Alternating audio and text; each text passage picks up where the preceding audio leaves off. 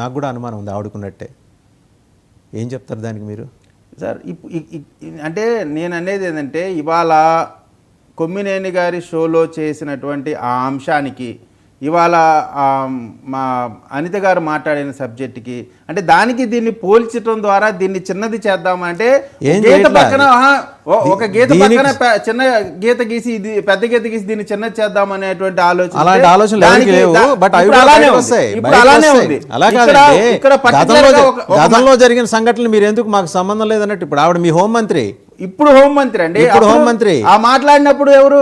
So అప్పుడు ప్రతిపక్షంలో ఉంది కాబట్టి అది మీరు కేవలం 5-10 సెకండ్లు మాత్రమే పెట్టారు. అప్పుడు పూర్తి వీడియో ఆవిడ చెప్పింది న్యాయం అయిపోతుందా?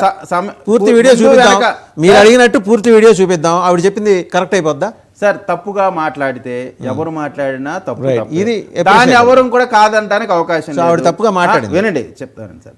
ఇప్పుడు సబ్జెక్టు చెప్పండి, నేను మీ సబ్జెక్ట్ లోకి సార్ ఇప్పుడు జరిగేటువంటి ఆవిడ తప్పుగా మాట్లాడిందా లేదా చెప్పండి, అది చెప్పండి. నేను ఎంబడే పూర్తి వీడియో నేను చూసిన తర్వాత చెప్పగలుగుతాను. నేను ఒక మాట చెప్తాను, మీ కళ్ళ ముందు ఆవిడ మాట్లాడింది